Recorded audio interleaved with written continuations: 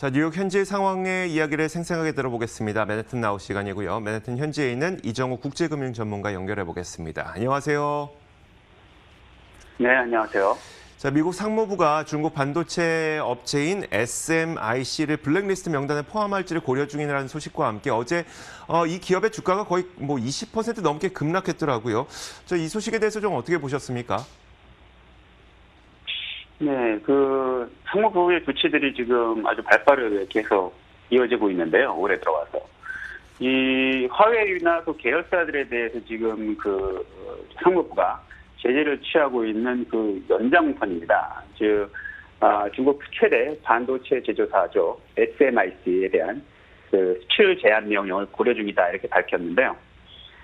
지난 5월 달에 미 상무부가 발표한 제재안을 보면, 글로벌 모든 반도체 제조 업체들이 미국의 소프트웨어와 기술을 사용해서 만들어진 모든 반도체 제품들을 이 화웨이와 어필리에이트 자회사들이죠. 화웨이와 계열사들에 대해서 직접 자회사들이죠.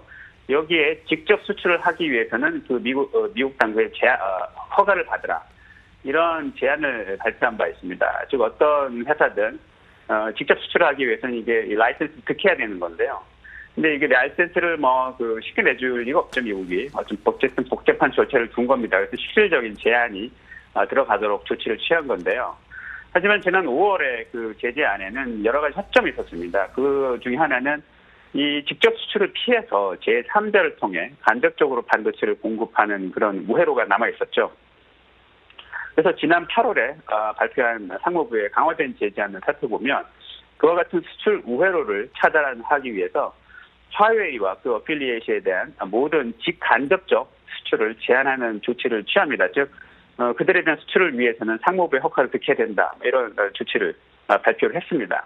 그리고 수출 제한 기업 리스트인 엔터티 리스트, 쉽게 말하면 블랙리스트죠. 블랙리스트의 멤버들을 확대한 바가 있습니다. 그리고 이 강화된 조치는 오는 9월 19일부터 효력을 발휘하게 됩니다. 이번에 발표된 SMIC에 대한 제재안은 이런 제재안에 대한 연장선입니다. 즉 SMIC를 이런 화웨이와 같은 수출 제한 기업 리스트, 엔터티 리스트라고 저희는 부르는데요. 공식적으로는 여기에 편입시킬 것을 고려하겠다, 이런 내용입니다. 그래서 SMIC가 이 리스트에 편입되게 되면 미국의 기술과 소프트웨어를 사용해서 제품을 생산하는 모든 글로벌 반도체 업체들은 SMIC에게 직접이든 간접이든 제품 공급을 위해서는 미 상무부의 까다로운 허가 절차를 거쳐야 됩니다. 실질적으로 허가를 잘 안 내주려 하겠죠.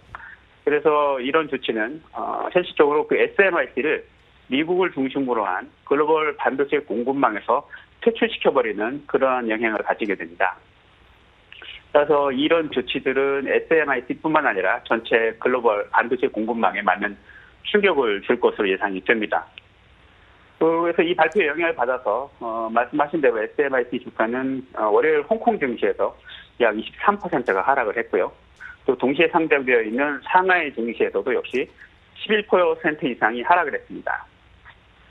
대신에 SMIC의 해외 경쟁사들에게는 반사이익이 기대가 되는데요. 대만의 경쟁 반도체 제조사죠. TSMC나 유나이티드 마이크로 일렉트로닉스 같은 그런 업체들의 글로벌 시장 점유율이 증가할 것으로 예상이 됩니다.